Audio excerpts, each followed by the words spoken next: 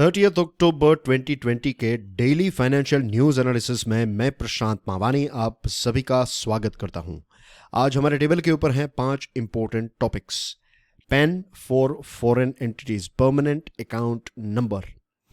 Business leaders ने prime minister साहब के इंटरव्यू के बारे में क्या ओपिनियन दिया है उसको देखेंगे। कल हमने इसके बारे में विस्तार से चर्चा की थी। कोस्टल शिपिंग के लिए लेना पड़ेगा लाइसेंस। कैबिनेट ने कुछ इंपॉर्टेंट डिसीजंस लिए हैं और लास्ट में कोर सेक्टर के बारे में बात करने वाले हैं। Pan for foreign entities. CBDT ने एक नोटिफिकेशन इश्यू किया है और इस नोटिफिकेशन में इक्विलाइजेशन लेवी जो है उसके साथ जुड़े हुए कुछ रूल्स में बदलाव किया गया है। इसमें सबसे इंपॉर्टेंट जो बदलाव है वो ये हैं कि वे सारी कंपनीज जिनको इक्विलाइजेशन लेवी पे करनी है, एक प्रकार का टैक्स पे करना है, और ये टैक्स जो है ये 1 अप्रैल 2020 यानी कि ये जो करंट फाइनेंशियल ईयर है उससे इस टैक्स की शुरुआत हुई, इक्विलाइजेशन लेवी की शुरुआत हुई। अब ये क्या है वो मैं अभी आपको एक्सप्लेन करता हूँ, लेकिन सबसे इंपॉर्टेंट जो बदलाव है वो ये है कि अब फॉरेन एंटिटीज जो हैं उनके पास भी, जिनको इक्विलाइजेशन लेवी पे करनी है, उनके पास एक परमानेंट अकाउंट नंबर होना चाहिए। ये मैंडेटरी बनाया गया है। This is the most interesting part of this notification. अब प्रश्न ये है कि ये इक्विलाइजेशन लेवी जो है वो किन कंपनीज के ऊपर लगाया जाता है। तो यहां पर एक शब्द हमने देखा, फॉरेन एंटिटीज। तो ऑफ कोर्स फॉरेन की companies. An e commerce operator that needs to pay the equalisation levy is defined as a non resident who owns, operates और मैनेजेस डिजिटल और इलेक्ट्रॉनिक फैसिलिटी और platform for online sale of goods और online provision of services और both. एक ऐसी company जिसका मालिक जो है वो नॉन रेसिडेंट है, या तो वो मालिक हैं या तो फिर वो ऑपरेट करते हैं, या तो उनका जो यहाँ पर ई कॉमर्स का बिजनेस है, चाहे आप प्रोडक्ट्स बेच रहे हों, चाहे आप सर्विसेज प्रोवाइड कर रहे हों, या फिर आप दोनों सर्विसेज और प्रोडक्ट्स दोनों अगर आप बेच रहे हैं तो आपको भारत में इक्विलाइजेशन लेवी पे करना है। बजट में भारत सरकार ने 2% टैक्स यानी कि 2% इक्विलाइजेशन लेवी के बारे में डिस्कशन की थी, इसे ऐलान किया था, अनाउंसमेंट किया था।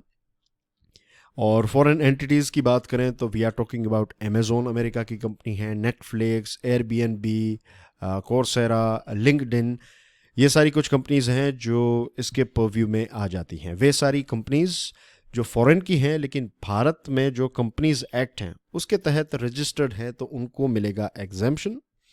वे सारी कंपनीज जिनकी ग्रॉस रिसिप्ट, यहाँ पर हम बात कर रहे हैं रिसिप्ट्स के बारे में, रेवेन्यू के बारे में, we are not talking about profit. तो अगर उनका टोटल ग्रॉस रिसिप्ट जो है ये 2 करोड़ रुपए से कम है तो इनको भी एग्जेम्पशन मिलेगा। ये जो लेवी है वो आपको हर क्वार्टर यानी कि हर 3 महीने में एक बार पे करनी है। फ्लिपकार्ट जो है वो इसमें नहीं आता, इसके परव्यू में, क्योंकि फ्लिपकार्ट जो है ये एक इंडियन रजिस्टर्ड एंटिटी है। गूगल ने, नेटफ्लिक्स ने और एडोब ने ऑलरेडी अपना जो लेवी है वो पे कर दिया है। बहुत सारी कंपनीज, फॉर एग्जांपल एप्पल जो है, उन्होंने आज तक वो पे नहीं किया है क्योंकि उनका कहना यह है कि हमें इसके ऊपर और ज़्यादा क्लैरिफिकेशन चाहिए। The challans for payment of e-commerce equalization levy were notified in July 2020 and required the PAN and the Indian bank account number. आपको एक परमानेंट अकाउंट नंबर चाहिए और इसके साथ एक इंडियन बैंक अकाउंट भी आपके पास होना चाहिए। तो ये दोनों चीज़ें जो हैं ये इंपॉर्टेंट हैं। डियर फ्रेंड्स, आगे बढ़े उससे पहले एक गुड न्यूज़ है। स्टडी आईक्यू के सभी स्मार्ट कोर्सेज के ऊपर चल रहा है बिग दिवाली सेल। 17 नवंबर तक ये बिग दिवाली सेल चलेगा। फ्लैट 50% ऑफ हैं। एक्स्ट्रा 10% ऑफ लेने के लिए यानी कि टोटल 60% अगर आपको डिस्काउंट चाहिए तो आपको ये दिवाली 10 कोड यूज़ करना है। ज़्यादा जानकारी के लिए डाउनलोड करें हमारा मोबाइल एप्लीकेशन। आज के लेक्चर की पीडीएफ को डाउनलोड करना चाहते हैं, checkout my Telegram channel. You can follow me on Facebook as well.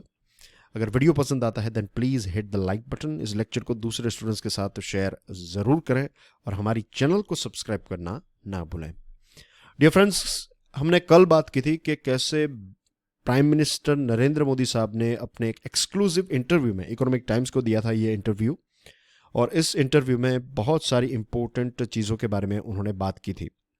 अगर आज आपका ये पहला दिन है तो मैं चाहूँगा कि आप कल का जो लेक्चर है उसको देख लीजिए, उसमें हमने सारे इंपॉर्टेंट पॉइंट्स को डिस्कस किया था। अब इंडिया की जो बड़ी बड़ी कंपनीज हैं और उनके जो लीडर्स हैं, उनका कहना यह है कि प्रधानमंत्री साहब ने अपने एक इंटरव्यू में सारी इंपॉर्टेंट इंफॉर्मेशन जो है वो प्रोवाइड कर दी है। बेसिकली जो बड़ी कंपनीज हैं और उनके जो लीडर्स हैं, उनका कहना यह है कि सिचुएशन जो है वो काफ़ी पॉजिटिव है। हमारे देश में इकोनॉमिक रिकवरी जो है वो होने लगी है।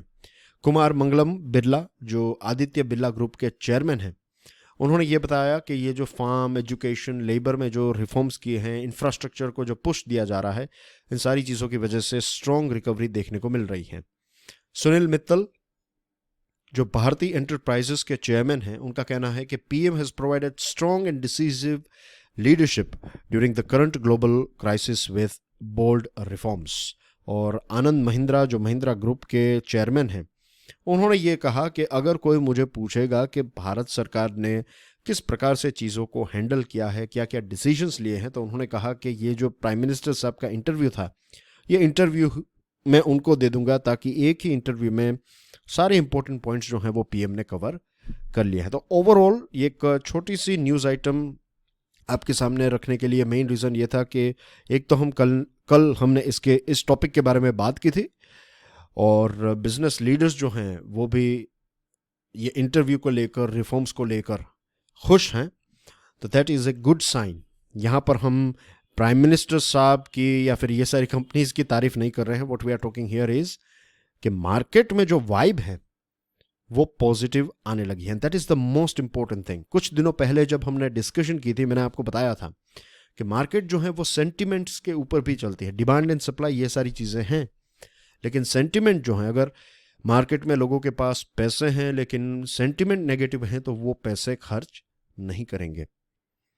तो यहां पर लग रहा है कि कंपनीज का सेंटिमेंट अच्छा है तो वो ज़्यादा पैसे इन्वेस्ट कर सकते हैं, तो इससे ज़्यादा जॉब्स जनरेट हो सकती हैं, पूरी इकोनॉमी के व्हील को एक मोशन मिलेगा। फिर बात करते हैं कोस्टल शिपिंग के बारे में। फॉरेन वेसल्स जो हैं, जो भारत में कोस्टल शिपिंग करते हैं, तो अब उनको एक लाइसेंस ऑब्टेन करना पड़ेगा। और ये जो एक ड्राफ्ट है शिपिंग मिनिस्ट्री ने इश्यू किया है, कोस्टल शिपिंग बिल 2020 का ड्राफ्ट आ चुका है। और इसमें जो हमारी डोमेस्टिक इंडस्ट्री है, शिप मेकिंग कंपनीज जो हैं, उनको ज़्यादा एक सपोर्ट मिले, उसके लिए उनको इनकरेज करने के लिए ये नोटिफिकेशन, या फिर ये ड्राफ्ट में, नॉट नोटिफिकेशन लेकिन इस ड्राफ्ट बिल में यही एक रीज़न है कि फॉरेन वेसल्स को अब लाइसेंस ऑब्टेन करना पड़ेगा। लाइसेंस की टर्म्स एंड कंडीशंस और कंप्लायंस के रिकॉर्ड्स किस प्रकार के हैं, क्या उस टाइम पर कोई इंडियन वेसल्स अवेलेबल हैं या नहीं, और दूसरे फैक्टर्स जो हैं वो डायरेक्टर जनरल तय करेंगे। कैबिनेट ने एक बहुत ही इंपॉर्टेंट, इनफैक्ट 3 इंपॉर्टेंट डिसीजंस लिए हैं। उसमें सबसे इंपॉर्टेंट डिसीजन जो है वो आपकी स्क्रीन के ऊपर है। CCEA यानी कि cabinet committee on economic affairs ने इथेनॉल जो है उसके ऊपर उसकी जो प्राइस है उसको इंक्रीज कर दिया। As we all know dear friends, आपको एक बहुत ही सिंपल प्रश्न पूछा जा सकता है कि इथेनॉल जो है वो किस फ्यूल के साथ ब्लेंड किया जाता है, तो रिमेंबर इट इज़ पेट्रोल। तो इथेनॉल को पेट्रोल के साथ ब्लेंड किया जाता है और इसकी प्राइस जो है वो थोड़ी इंक्रीज कर दी है। 8% जितनी प्राइस को इंक्रीज कर दिया गया है, और ये 1 दिसंबर से एप्लीकेशन में आ जाएगी, और नेक्स्ट नवंबर यानी कि नवंबर 2021 तक ये एक्स्ट्रा 8% प्राइस जो है वो, ये हायर प्राइस जो है वो एथेनॉल की रहेगी। तो इससे फ़ायदा किसको होगा? इससे फ़ायदा होगा शुगर इंडस्ट्री को, राइट? क्योंकि इथेनॉल की प्राइस इंक्रीज हो जाएगी तो फिर जो शुगर इंडस्ट्री है उनको ज़्यादा पैसे मिलेंगे, और ये ज़्यादा पैसे जो उनको मिलेंगे इसका इस्तेमाल उनको, जो गन्ने की खेती करने वाले किसान हैं, उनको पेमेंट देना है। 13,000 करोड़ रुपए केन फार्मर्स को शुगर इंडस्ट्री को देने हैं, तो ये ज़्यादा इनकम होगी, तो इसके माध्यम से ये ड्यू जो है वो दिया जाएगा, और इसके माध्यम से इनडायरेक्टली किसानों की भी मदद हो जाएगी। दूसरा जो एक इम्पोर्टेंट डिसीजन है वो ये है, एज वी नो कि वेस्ट बंगाल और उसके इर्द गिर्द के कुछ ऐसे राज्य हैं जहाँ पर जूट की बहुत ज़्यादा खेती होती है। हमारे देश में सबसे ज़्यादा प्रोडक्शन वेस्ट बंगाल में होता है। तो अब सरकार ने ये मैंडेटरी बना दिया है कि जितनी फूड ग्रेन्स की जो बैग्स हैं ये जूट बैग्स होगी। और शुगर की बात करें तो 20%, अगर आपने 1 टन आपके पास शुगर है तो 200 किलो आप जूट में रखेंगे, बाकी का जो सामान है, बाकी की जो आपकी शुगर है वो आप दूसरे मटेरियल में रख सकते हैं, लेकिन एटलीस्ट 20% जो है वो आपको जूट बैग्स में ही रखनी है। और फूड ग्रेन्स जो है ये तो सारे के सारे आपको मैंडेटरली जूट बैग्स में ही रखने हैं। तो इससे होगा क्या कि ये जूट की खेती करने वाले किसान जो हैं वो जो भी चीज़ें पैदा करते हैं, जूट जो प्रोड्यूस करते हैं जितनी क्वांटिटी में, तो मार्केट में उनकी डिमांड रहेगी। CCEA also approved 2 phases of dam rehabilitation and improvement project, और इसमें वर्ल्ड बैंक और AIIB की मदद से ये फेजेस को कंप्लीट किया जाएगा। लास्ट टॉपिक है कोर सेक्टर के बारे में। कोर सेक्टर की बात करें तो धीरे धीरे यहाँ पर एक पॉजिटिविटी देखने को मिल रही है। फिलहाल कोर सेक्टर नेगेटिव में है as far as September is concerned, लेकिन अगस्त में कॉन्ट्रैक्शन कितना था, 7.3, ये रेड है यानी कि -7.3 था। सितंबर में ये -0.8 है, तो जीरो के बहुत नज़दीक हैं और पॉजिटिव या फिर ग्रोथ के जोन से भी बहुत दूर नहीं है। कोर सेक्टर की बात करें तो 8 इंडस्ट्रीज हैं आपकी स्क्रीन के ऊपर: coal, crude oil, natural gas, refinery, fertiliser, steel, cement and electricity. ये आपको पता होना चाहिए। कई बार ऐसे प्रश्न जो हैं वो आपको ये कोर सेक्टर के ऊपर पूछे गए हैं और पूछे जा सकते भी हैं कि नीचे दिए गए लिस्ट में से आइडेंटिफाई कीजिए कि वे कौन से सेक्टर्स हैं जो 8 कोर सेक्टर के पार्ट हैं। आपको 3-4 नाम दिए जाएंगे, उसमें से आपको एग्जैक्टली पता होना चाहिए कि ये जो 8 नाम आपकी स्क्रीन के ऊपर हैं जो अभी मैंने बोले हैं तो ये कोर सेक्टर का पार्ट है। कोर सेक्टर इंपॉर्टेंट क्यों है? क्योंकि ये जो 8 इंफ्रास्ट्रक्चर इंडस्ट्रीज हैं, ये index of industrial production IIP का 40% जो है ये 8 इंडस्ट्रीज कवर कर लेती हैं, 40%। तो ये अगर इंडस्ट्रीज धीरे धीरे पॉजिटिव ग्रोथ की तरफ आगे बढ़ रही है तो इसका मतलब ये है कि इंडस्ट्रियल प्रोडक्शन भी धीरे धीरे पॉजिटिविटी की तरफ आगे बढ़ेगा, क्योंकि 40% जितना वेट तो सिर्फ इन 8 इंडस्ट्रीज का है। दूसरी चीज़ है, इसका मतलब ये भी है कि इंफ्रास्ट्रक्चर के प्रोजेक्ट्स बैक टू नॉर्मल होने लगे हैं। इंडस्ट्रियल प्रोडक्शन ज़्यादा होगा तो इसका मतलब ये भी है कि ज़्यादा जॉब्स जनरेट होगी। तो overall situation is very good. I am not saying very good, लेकिन जहाँ पर हम थे लॉकडाउन के बाद जो हुआ था उसके साथ अगर कंपेयर करें तो सितंबर इज़ वेरी गुड। तो ग्रोथ जोन में धीरे धीरे इंडस्ट्रियल प्रोडक्शन आने लगा है। अप्रैल से सितंबर आप देखिए ये जो कोर सेक्टर है उसका एवरेज कॉन्ट्रैक्शन 14.9% रहा है।